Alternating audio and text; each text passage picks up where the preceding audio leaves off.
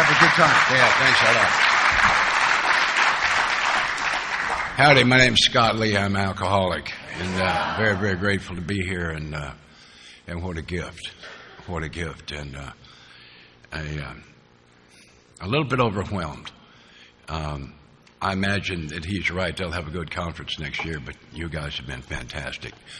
These speakers have just been absolutely astonishing, every one of you. I know all of you. I've heard all of you many times before. I've never heard any of you do a better talk than you did here.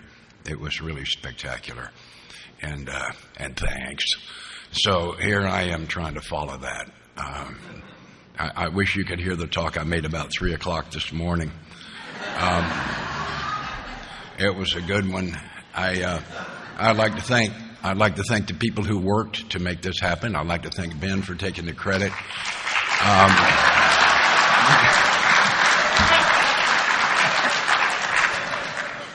Because someone has to do it, and I'd like to thank Lee, and I'd like to tell you I bought something from him, and I hope you did too, because it's important to me that he continue. I don't know that I would have made it if an old timer hadn't been giving me cassettes like this when I got here. So I thank you, and I salute you, Lee, and thank you very much. And thank Jeremiah for being such a great host. You've been wonderful. Thank you. And I'd like to start with a quotation from Lois Wilson, who was asked one time what she did in the moment of silence. And she said, "I invite God to the meeting." It's not, I don't believe he's here. I do believe that. But I get a special gift when I stop and honor that presence. And so in a couple of moments, I'm going to ask you to do that. And maybe there's somebody here that you don't have a God. You got here like I did, afraid there might be one, and you're trying to figure out how to hide from him based on what you've been told. If that's your situation, borrow mine. I recommend him very highly. He has a great sense of humor. You must have noticed that this weekend. And address him as the God of God's limited understanding. Get you off on the right foot. And so let's just take a moment and acknowledge the presence of deity. I'll just meet you back here.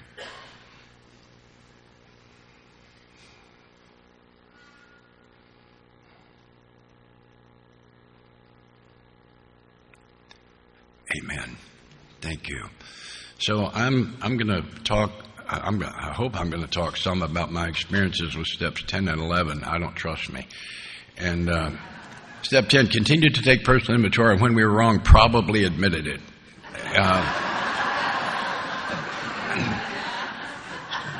Or something like that.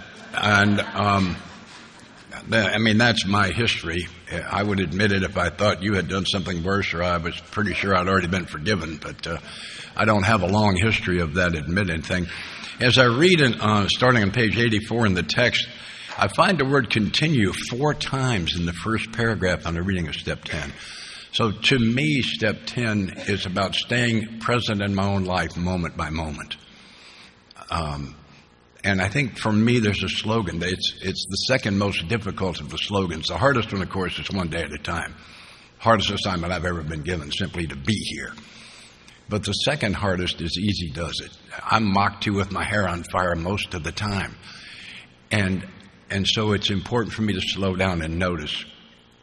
And I'm going to do some things I'd rather not do up here. I've prayed about it. I think it's what I'm supposed to do. I'm going to tell you some stories about some mistakes I've made. And it wasn't that long ago. There are a couple of people in this room who will remember when I did this one. I was in a meeting, and a guy who I think was in a halfway house got to talking about some religious terms.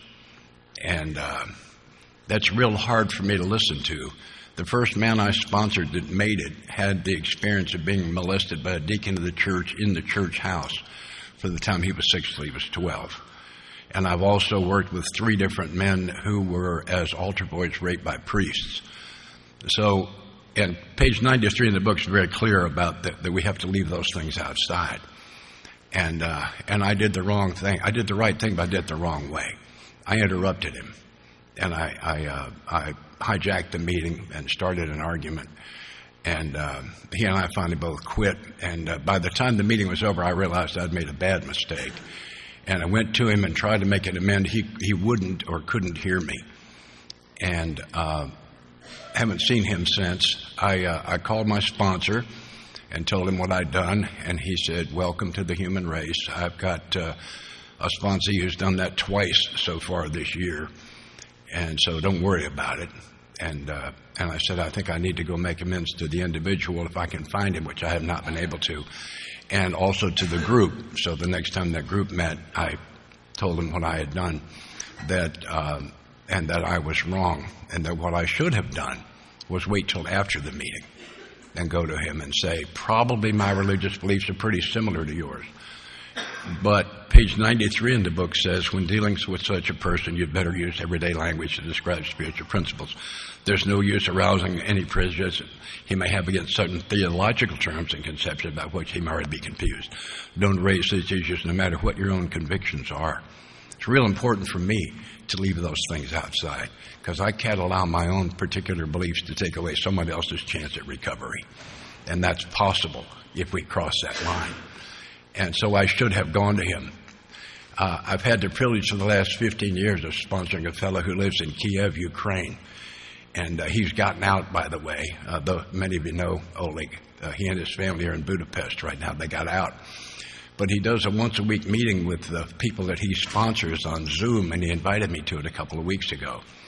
And one of them said, "We're having a problem as we do our Zoom meetings, that people are wanting to talk about this conflict that's going on here, and it's taken us away from AA." And he said, "What should I do?" And because I had the gift of having made that mistake, I had an answer for him. It may not be the best one, but it was a good one. And I said, "What you should do is go to the people who are bringing that up and tell them you understand their feelings completely. But we have to keep AA, that we have to leave all outside things outside. As serious as this is, we must leave it outside.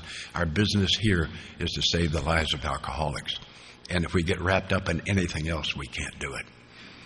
So I received the gift of having made a mistake that gave me the gift of having an answer that I don't think I would have had. And I think that's part of what recovery is about for me. Continuing on page 84, it says when these crop up. It's not an if question. I heard Sandy say one time that the measure of my recovery is not if I get off the path. We all get off the path. The measure of my recovery is how quickly I get back on. And I think that's right.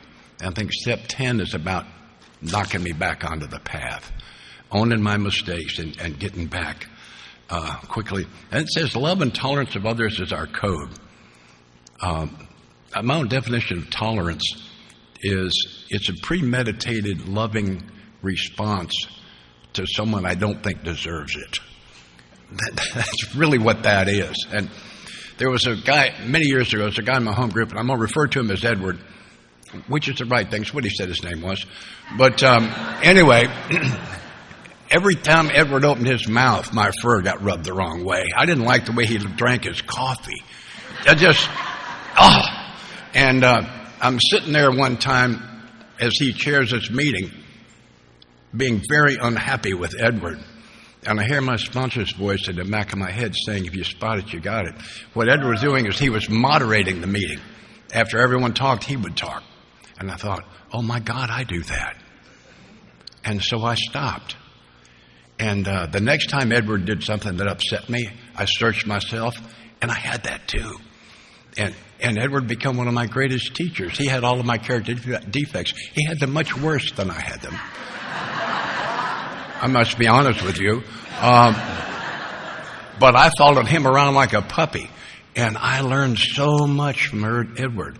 So I wonder if I'm having to tolerate someone, if I don't need to take a look, see if there isn't a lesson there for me somewhere.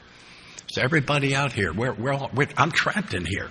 I'm stuck in this skin. I used to get out all the time. 3 shots of Cuervo Gold, I'm out, right?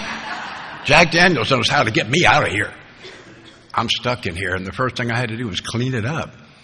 And that's what these first 9 steps are about that you people presented so beautifully, is for me to clean it up so I can stand to be in here. And I was going to do about 10 minutes on this next paragraph about we've stopped fighting or anything, but Steve did a fine job on that on steps 4 and 5. So I'm going to skip that. But generally what it says is, I'm not going to be interested in liquor anymore. And it's come automatically without any focus on liquor. We've had a tremendous amount of focus and a tremendous amount of work by this point, but it hasn't been focused on my attitude toward booze. That I'm focused on the solution, not on the problem. And it says it's easy to let up in the spiritual program of action and rest on our laurels. If it's easy to let up, it must require effort to not let up, it seems to me. And I'm told that this laurels is a reference to, I don't know if it's ancient Greece or ancient Rome, it's one or the other, where the athlete would win the discus or the 100-meter dash or whatever, and they would take laurel was a vine, and they would weave it into a wreath, and he'd wear it on his head, much like an athlete wearing a medal. So he would wear the laurel on his head as a emblem of his victory. So if I'm resting on my laurels, guess where my head is? That was a good guess. Yeah. And it says we're headed for trouble we do, for alcohol's a subtle foe, we're not cured. And I misunderstood this sentence many, many years. What we really have is a daily reprieve contingent on the maintenance of our spiritual program, spiritual condition. I thought it was contingent on my spiritual condition, which I don't know what it is. Sometimes when people ask me, how are you? I say, I don't know. I haven't asked my sponsor yet today. Because I don't know.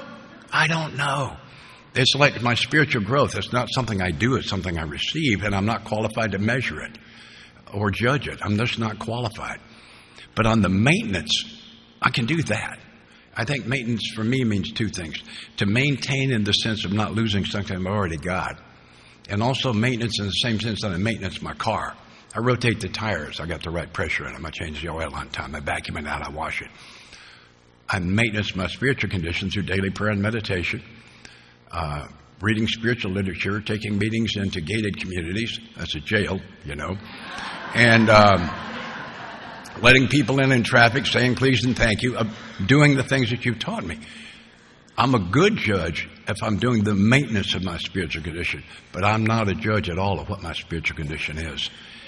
And then we have the second of the, and then it says, every day said everyone must carry the vision of God's will in all of my activities. Every day. I don't get any days off. The vision, the best I can see, God's will, what would have me do next, and all of my activities. There it is. When I get a new sponsee and get him through step 9, I like to do a 2-week focus on step 10. Just to say the 10, 11, and 12 thing, like a little group and just sort of send them off, doesn't work for me. I like to give them a 2-week focus on it. And I want them to read those 2 pages a couple of 3 times a week. If you're in a meeting, they call for a topic from the floor, bring up step 10, see what you get. And don't do it more than once at the same meeting. And find 4 or 5 people that you have great respect for and ask them to talk to you about step 10. And after 2 weeks of that, you and I will go through these 2 pages together. And I'll do the same thing on 11 and the same thing on 12 to just put some focus on them. It seems to be working for us. It says, how can I best serve thee, thy will, not mine, be done?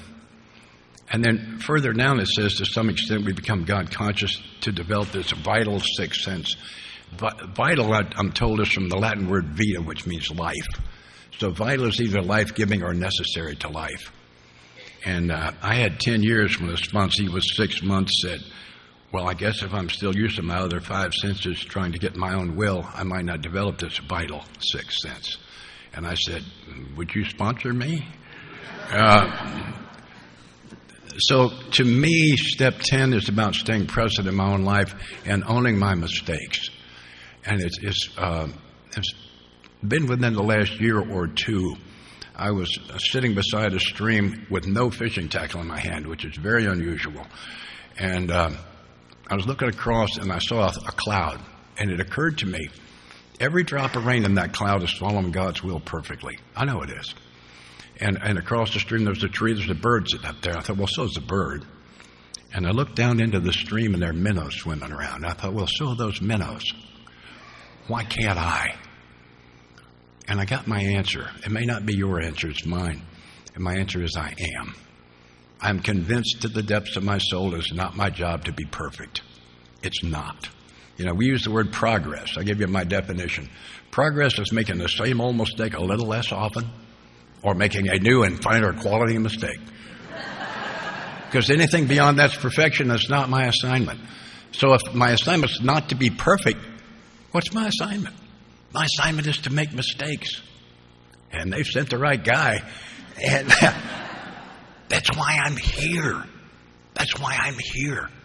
My job is to make, it's not okay to make mistakes. It's my assignment. And I've been told all my life, we learn from our mistakes. Well, if that's true, then no one in this room's got more than one DUI. Yeah, right. So guys like me do not learn from our mistakes. Guys like me learn from living with the results of our mistakes.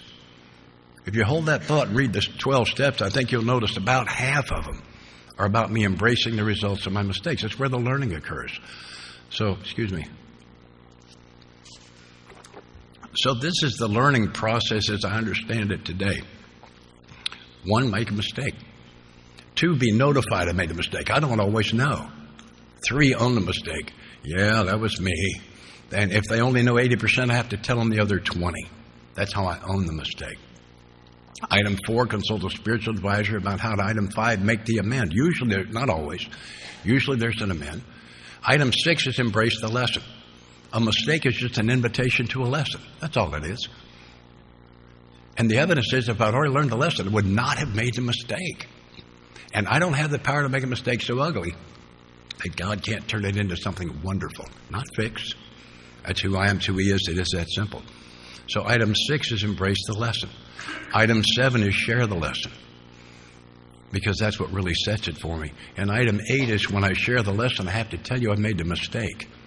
If I just share the lesson, I'm preaching, and not many of us want to hear that. When I tell you that I made the mistake, I stand as a sinner beside a sinner.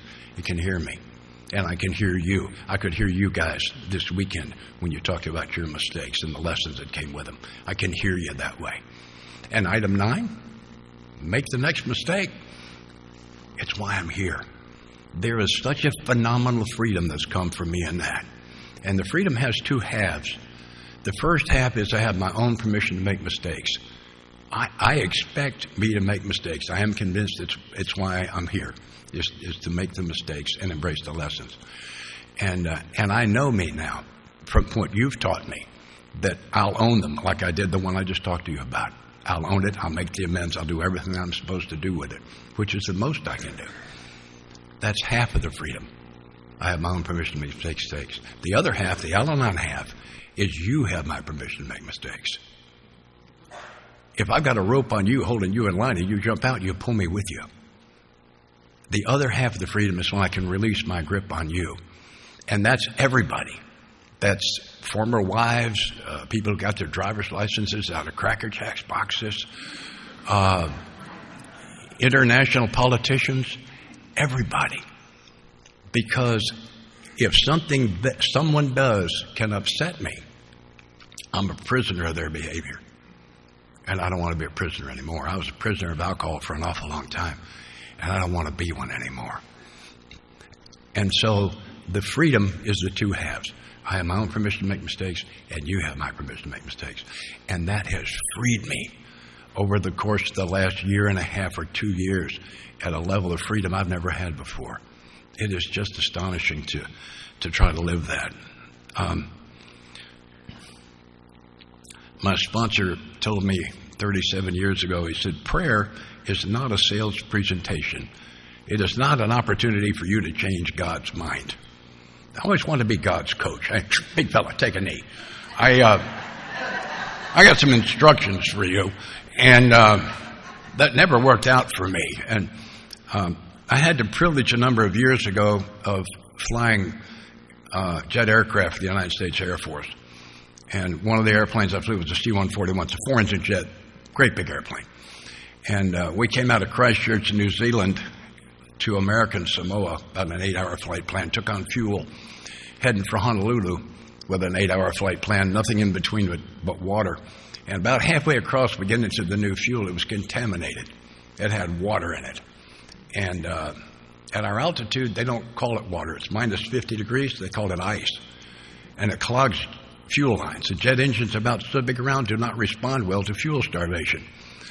And we come down into warmer air. We haven't had one stuck up there yet, but they'll come down. And we're down in this warmer air. We can run the engines down here, but we don't have gas to make Honolulu at this altitude. It's already closer to go on than it is to go back. A jet engine is more efficient at higher altitude. The first thing you do in a jet, you get in trouble with fuel, is add power and climb. You'll get that climb fuel back. So we climb back up, and we can't stay. And the worst thing you can do for gas mileage on an airplane is this, and that's what we're doing. Because the numbers say we're going to put a 300,000-pound airplane into the Pacific Ocean about 170 miles an hour today, and we're all going to die. Pretty good percentage of this room, I'd imagine it's well over half, have had the experience of thinking that we're going to die in the next moment or two. We have faced jealous husbands. We've laid down bikes and wrecked cars and trucks. We've looked down gun barrels and drug deals gone bad. A lot of us have thought we were going to die for the next moment or two. Let me tell you something. 4 hours is a long time to think you're going to die today. It's a long time. And I promised to God I don't think I believed in if he would get me out of this one. I would quit smoking. I was first. Quit smoking. Quit drinking. Quit visiting ladies I'm not married to. I'm going back to church. The early service. I might even build some churches. Trust me, you don't leave anything in the bag on this one. 10 fuel tanks on this airplane, all saying zero. The engines are still turning. We decided to shoot a forced landing at Hickam. And if we could make what we call high station for a forced landing, we could at least crash on dry land so our bodies could be sent home for burial. That is the conversation in that cockpit. We turned final at Honolulu at 9,000 feet. If they'd all quit then, we'd have made dry land. We landed on the end of that runway and taxied in and shut them down. And they dipped our fuel tanks like you dip your crankcase. See how much oil you got? We did not have enough fuel left on that plane to start 4 engines and taxi from here to the parking lot. We didn't have that much left. And I didn't even check into the hotel. I went straight into the officers' club, put my bags down on either side of the bar stool and said, Mai Tai, the tall one, pack of smokes. Right? Surely you understand that. Yeah. And this is what I see through the eyes you've given me. In those days, when I prayed, I was trying to make him my God. What you've taught me here is how to make me his man. You see, I had it backwards. The difference is this one, by the way, seems to be working pretty well, and that other one really didn't. And so I tried to just stay in that, sought through prayer and meditation. That means if I go to sleep in meditation, that's good, because I sought, and that's the most I can do. Sought. It means to put energy into an attempt. That's all it means. And for me, we talk a lot about the next right thing. There's a last right thing for me, is to go to bed at a reasonable hour and set an alarm so I can awaken tomorrow morning with a full night's rest and plenty of time to start tomorrow on a spiritual basis. If I don't do the last right thing tonight, I can't do the first right thing tomorrow morning. Most of the folks I talk to that say they don't have time for morning meditation, problem isn't in the morning. Problem is the night before, that I haven't made choice. Choice is never singular. When I choose something, I choose everything that goes with it. And I choose to not have any of the things that can't go with it. And that means if I choose to stay up late at night, I also choose to not be able to start my day the way I need to the next day. That's one choice. And I didn't like that when I first heard it. I was told, too, the difference between a good habit and a bad habit. Good habits are easy to break. Good habits are easy to break. So if I'm going to have good habits, I'm going to have to work hard to keep them. It says when we retire at night, we constructively review our day. Nowhere in this book does it give me permission to beat myself up. If it is, in fact, my job to make mistakes, they can't be mad at me when I do. That would make no sense. What I have to do is embrace the lessons that are attached to them. And I asked a series of questions, and one of them is, were we thinking of what we could do for others, of what we could pack into the stream of life? That's a pretty good question. It's a pretty good question. To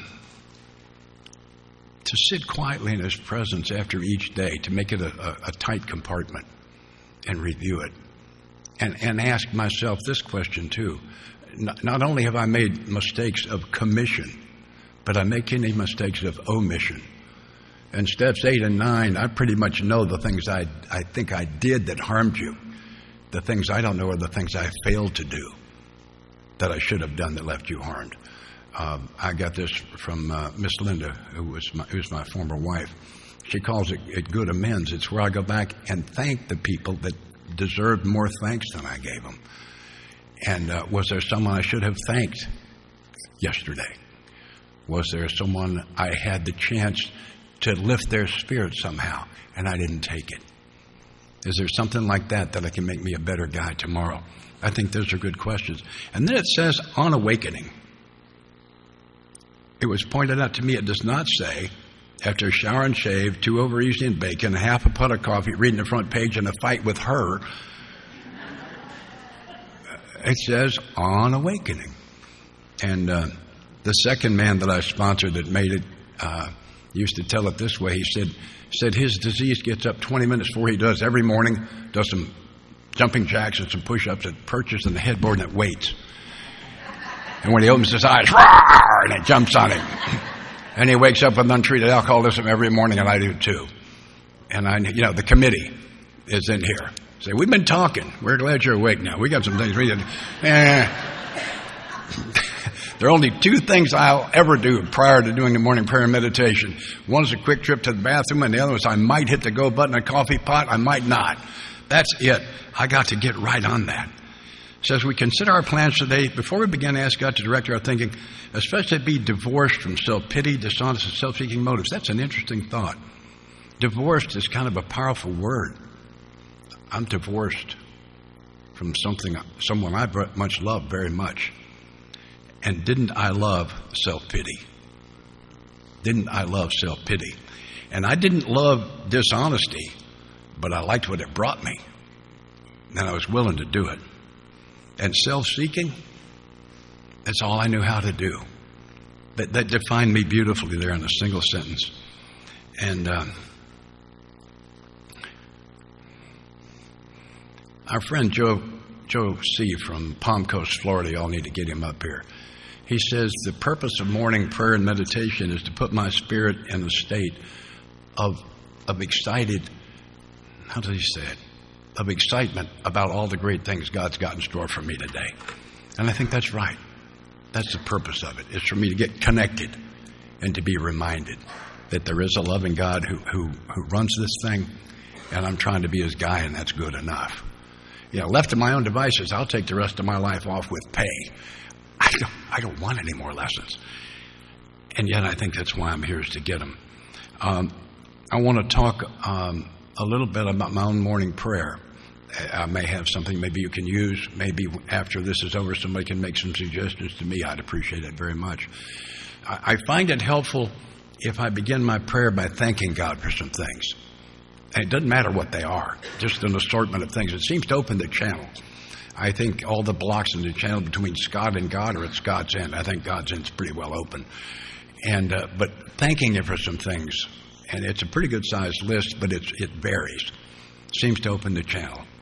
And then I invite him in to be God today and ask him if I could please be his man today to the best of my ability. And it's been 6 years ago, one day I suddenly realized how judgmental I am. I was 30 years sober. I've been judgmental all my life, but I just suddenly saw it one time, and it didn't feel very good. And I go through life judging people. In those days, before I had this cancer, I was 60 pounds overweight. And I used to be the stunt double for the Pillsbury Doughboy. And I had to give that job up when I lost the weight. And I would judge you for being overweight.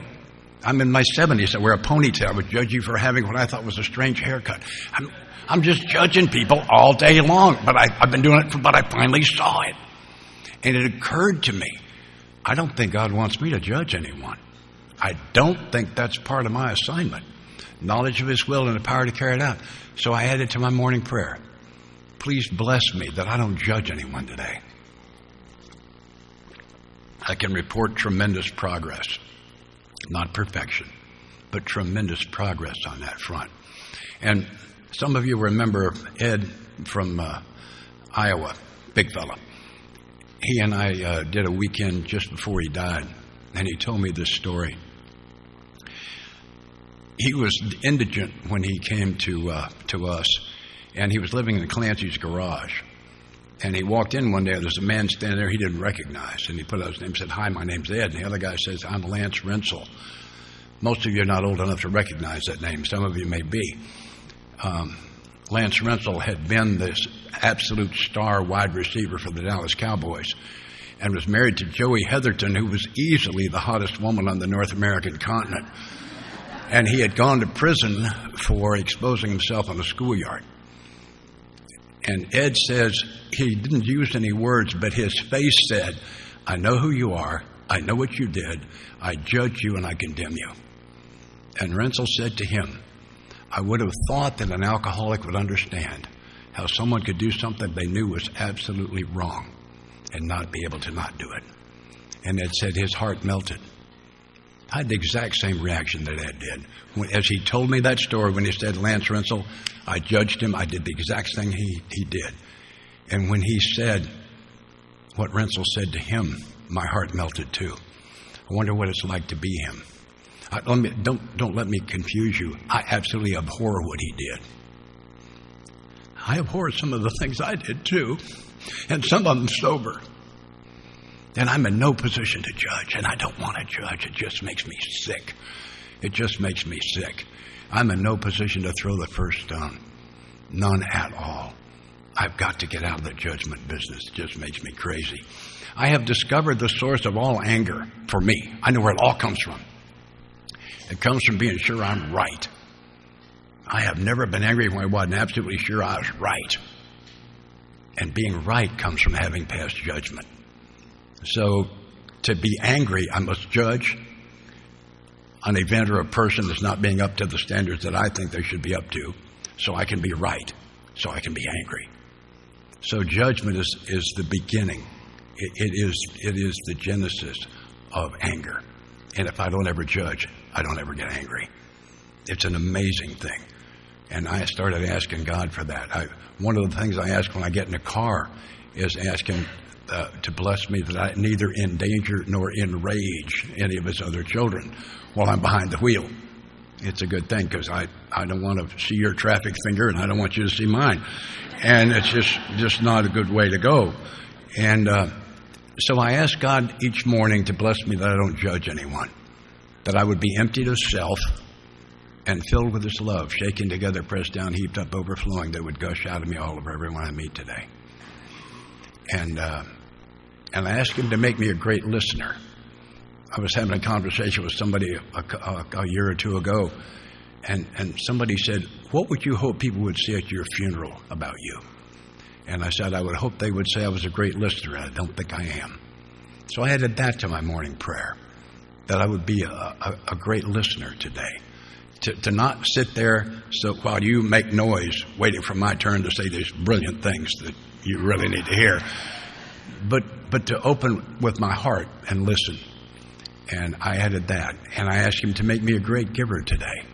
On the physical plane, yeah, but really on the spiritual plane of my time and my energy and of my attention, which that great listener thing is about that. I ask Him each morning to bless me that I quit praying for guidance over 30 years ago. I haven't done it since. One morning I was praying for guidance. It occurred to me, one, I'm giving God His instructions. And God's hard to train. You may have noticed that. So when I ask for guidance, I think I'm giving Him His instructions. The second thing is, it occurred to me that a loving God is sending His guidance every day, all day, as a free and clear gift. I'm asking Him for what's already been given. What I ask is that I would be open to His guidance today. All the blocks of channel between me and God are at my end, His end clear. And I ask very specifically for three things. That I don't miss any chances to be of service. As I read the big book, there's no theme that is more often mentioned than being of service. That I don't miss any chance to be of service or to spread love and joy, which is really the same thing as being of service, I think. I was diagnosed with cancer in my throat in June of 20. And it was going to be arduous. And it was, they took my teeth, as you may have noticed, and they hadn't been able to replace them. And they killed my jawbone. Apparently you can't have dead teeth, or you can't have teeth in a dead jawbone. And I realized very quickly in morning prayer one morning what my assignment was during this time. My assignment was to cheer up the people that were trying to cheer me up. And so what I did was I put a clown nose on my mask. And I carry them with me. I've got clown noses in my pocket all the time. I've been carrying them for a long time. Sometimes the interstate comes to stop in Nashville. And I have an attitude eclipse when that happens. And I don't want to be angry. So what I learned is if I pull out a clown nose and put it on, and then I start trying to get the other driver's attention, and the way I do that is I drop my window and I pull one of these bubble things out of my pocket, and I start blowing bubbles out the window to get the attention of the other drivers. So they see the clown nose and start laughing. Laughter is contagious. And I start laughing. And we're still stuck in traffic, but it's not as bad as it was. So I've been carrying clown noses for a long time, so it's a very natural thing for me to just go ahead and put one on my mask. Because, see, I don't need to be cheered up. I'm sitting in God's lap. My fear of death's been gone for over 30 years. I know when it left. I was sitting at my desk typing, and all of a sudden I got this twinge in my lower back. Within 10 minutes, I was in pain that I did not know was available. I didn't know you could hurt like that. I didn't know it was possible. The term is writhing in pain. I've heard it, didn't know what it meant. It means the pain is so severe that you cannot be still. That I'm having to move, knowing that moving isn't going to change it. I can't not move. And I'm in the car being driven to the hospital, and it occurs to me that I've offered God my will in my life. Never had offered him my death. So I did. I said, I'm not asking to go. But if it's time and it's your will, take me. My fear of death's been gone since then. I checked the other day. I didn't mean to. I'm on because of this, all the radiation did. I got scar tissue in my throat. I live on chocolate and sugar. I'm on a liquid diet for the rest of my life, it looks like. But don't feel sorry for me because I don't. Because there are two ways I can look at it. I can either look at it, I'm on a liquid diet for the rest of my life, or I can look at it, I get to live the rest of my life. I've made my choice. Now, that's what you've given me. I don't get any credit for any of that. But it has changed it all for me. That my job continues to be to spread love and joy. Doesn't matter what's going on in my life. I'm not going to have a tombstone, but if I were, I would want this written on it. Serving the God of love is not a part-time job. It's not. It's just not. And I've tried to take it on full-time. And I don't bat 1,000, but gee, it's gotten so much better. It has gotten so much better, and I thank you for the help on that.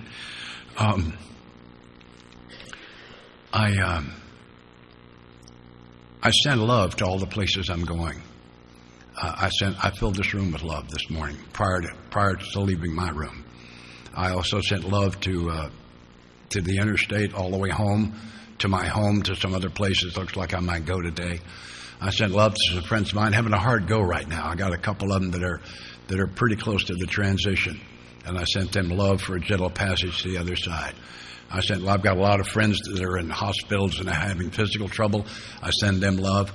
I sent love to all of my friends in Ukraine and in Russia. I've had the privilege of being over there a number of times, and I know a bunch of us over there, and I send them love one at a time. I send love to a lot of individuals, including each of the people that I sponsor. I just send love. I just believe that's what I'm supposed to do. I had the privilege of knowing a guy named Burke from High Point, North Carolina. Lee's got some of his talk. He's got one of his talks, and he usually brings it when I'm here because I bring it up. He's the most spiritual man I ever expect to know. And I asked Burke one time. I said, "How do you be Burke? How do you do this?" When he walks into the room, it's like somebody stuck the gold knob in and turned the world down about 3/4 of a turn. Just the whole room goes, I said, how do you do that? He said, I don't know. I said, let me ask you some questions. What's the very first thing you did this morning? He said, well, I thank God for an alarm clock so I get up on time. I said, really? What was the second thing you did? Well, I thanked him for a flush toilet. What was the third thing? Well, I thanked him for toothpaste and a toothbrush. Then I thanked him for a sharp razor and shaving cream and hot water. Then I thanked him for a nice warm shower and shampoo and soap. And then I thanked him for a fluffy towel. He went through the day giving thanks. It becomes such a habit, he didn't know he was doing it. I can't even aspire to that level. Every once in a while I'll pray that I might get to that level, but I can't get all the way out of the bathroom in the morning before this thing is rocking again. But what an astonishing thing to simply go through the day giving thanks and looking for chances to spread love and joy. And that's what he did. That was what he did. It says, as we go through the day, we pause when agitated or doubtful. I'll steal this from Steve. He said, when we read that, we don't just stop at agitated because the alcoholic is rarely doubtful. We're not often right, but we're never in doubt. And the difference between a reaction and a response is a pause. And the longer the pause, the less chance that I'm going to have to make amends. That pause is, God's in the pause. That's why that's such an important thing, is for me to just simply get here and stay here. But to get into that pause so that if I find myself in anger, I can pray and ask God to change it to sadness. What I've discovered is that anger and love never travel together. If I'm in one of those, I am not in the other. Sadness and love do. And if I can get changed from anger to being sad about what's going on instead of angry, then I can react, I can respond in love. And I respond in love, I don't find myself making amends. And I'm not terribly fond of making amends. So that's been an important thing for me. I don't believe in tough love. I never have seen anybody applying what they call tough love. Didn't look to me like unresolved control issues. Like they were beating somebody up with what they thought of as the truth. And I think it needs to be gentle. At least for me it does. I moved out of the home my first wife and I were living in when I was sober 6 years. And without going into all of that, one of the things that happened was I have a picture of myself taken when I was about 4 years old. This happy little boy in a straw hat and a jumper. And I had it blown up 2 feet wide, 3 feet high, put on the wall at the foot of my bed. And I'm used to living pretty good. I was in an apartment. It was not in the nicest part of town. And it was the last thing I saw at night, the first thing I saw in the morning. I had no idea why I'd done it. Don't know how long it had been there.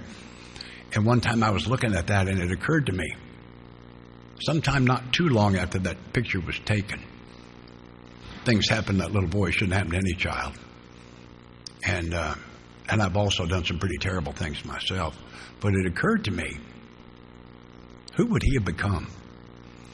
If he had received all the love and nurturing and guidance he deserved clearly as a child of God, who would he have become? And I got my answer.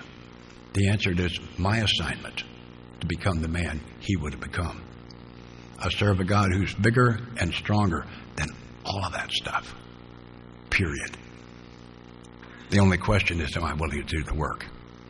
I think the work is the 12 steps. And this is, if you're new, we're not here to change you into anything. You're already everything you ever needed to be. You just didn't know it. Don, who Billy referred to a couple of times, was one of my great teachers also. And he said the alcoholic is like an electromagnet that's been dragged through the junkyard of life. We got all this rusty, jagged, nasty, sharp stuff stuck all over us. And through the process of the 12 steps, we get a hold of that power control and turn that power down, and that stuff falls away. And this beautiful thing you've always really been emerges. We're not going to change you into anything. Not at all. And there was a lady in the first meeting concerned about step 4. Let me tell you a secret about step 4. There's no surprises. I mean, you were there. Yeah. And what he said was that all that garbage in your past is not who you are. It's who you're not. And what we will teach you here is how to quit doing who you're not. How to repair the damage for having done who you're not. And who you really are will emerge from the ashes like the phoenix. That's been my experience with it. That's what this is about. This loving, laughing God who invented, I might note, smallmouth bass, vanilla ice cream, and sex. Good job, right? That I've seen his work. That guy was not having a bad day in the middle of a long losing streak when he created you. It didn't have. We were just wrong about that. We don't have time to midnight tonight to talk about all the things I was wrong about. That was just one of the big ones. Just one of the big ones. So it's my job to evolve into who I've always really been. That's what this process is about. And I come out of the haze. I got sober on my 41st birthday against my will. And I come out of the haze, and I don't know much about myself. Not much at all. I know I'm a heterosexual male. I know I like to shoot pool and drive airplanes and fish. That ain't much for 41 years. And I've had to explore to find out. And I had to give myself permission to try something, and it doesn't work. You know, anything we're doing is we're doing poorly as you learn to do it. I didn't know that. I thought if I couldn't do it perfectly from the gate, I wouldn't want to do it at all. And so I had to explore, and I got a wild hair. I was sober about 10 years. I thought, boy, I want to do pottery. I want to sit at the wheel and feel the clay and do all that. And I was in that for a couple of weeks, ran into a lady in one of my meetings, had a pottery shop. I went and sat at the wheel for a day, and I don't ever want to do that. Yuck! No! But I went and found out, and I didn't have to buy a kiln and a wheel and 2,000 pounds of clay. It's really important to just kind of experiment and find out, and it doesn't work, and that's okay. So I didn't know that. There were so many things I didn't know, and we don't have time to cover them all. I had the privilege some years ago, Betty Ford's son, and I can't call his name, came to Nashville and did a talk, and I had the privilege of hearing him. And he said that his mother used to tell the story that the hummingbird and the buzzard fly over the exact same field. One looking for something beautiful and one looking for something ugly. And they both find what they're looking for. I have the choice each morning to do these things you've taught me, to begin my day with an excitement about what God's got in store for me today, so that I can have a hummingbird day. Because if I don't do that, I turn back into a buzzard. I don't want to be one anymore. I love you with all my heart. Thank you.